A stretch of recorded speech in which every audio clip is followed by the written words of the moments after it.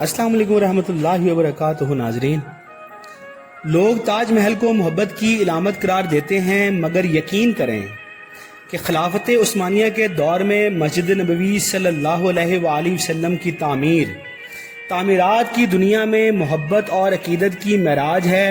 ذرا دیکھتے جائیں اور اپنے دلوں کو عشق نبوی صلی اللہ علیہ وآلہ وسلم سے منور کرتے جائیں۔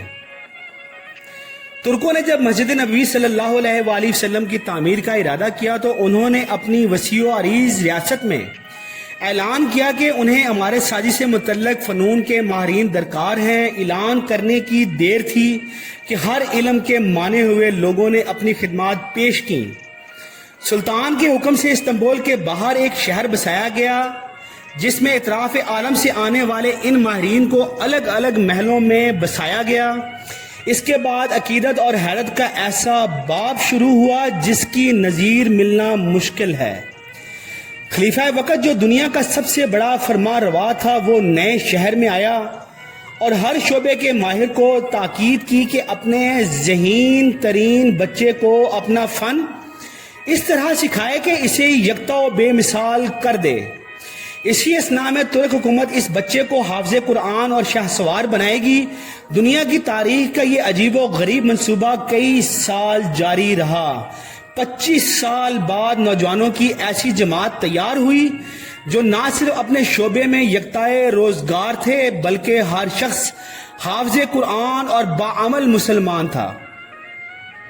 یہ لگ بھگ 500 لوگ تھے۔ اسی دوران ترکوں نے پتھروں کی نئی کانیں دریافت کی، نئے جنگلوں سے لکڑیاں کٹوائیں، تختے حاصل کیے گئے اور شیشے کا سامان بہم پہنچایا گیا۔ یہ سارا سامان نبی اکرم صلی اللہ علیہ وآلہ وسلم کی شہر پہنچایا گیا تو ادب کا یہ عالم تھا کہ اسے رکھنے کے لیے مدینہ منورہ سے دور ایک بستی بسائی گئی تاکہ شور سے حضور اکرم صلی اللہ علیہ وآلہ وسلم کی بارگاہ کی بے ادبی اور مدینہ منورہ کے ماحول خراب نہ ہو۔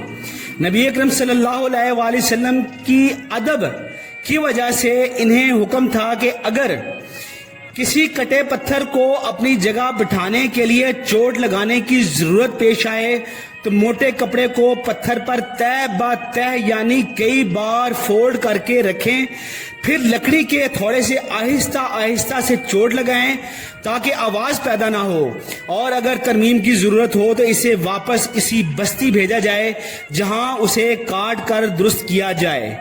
ماہرین کو حکم تھا کہ ہر شخص کام کے دوران باوضو رہے اور درود شریف اور تلاوت قرآن میں مشغول رہے۔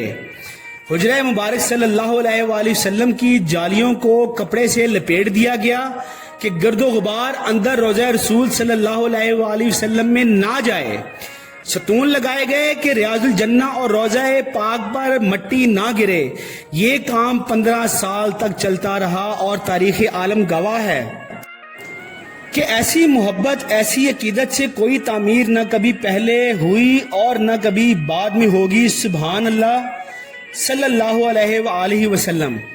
آخر میں ناظرین آپ سے گزارش ہے کہ ہمارا یہ چینل ایس کے ورڈ چینل، اس کو لائک کریں، سبسکرائب کریں اور اس کو شیئر کریں اور اپنا بہت سا خیال رکھیں۔ السلام علیکم۔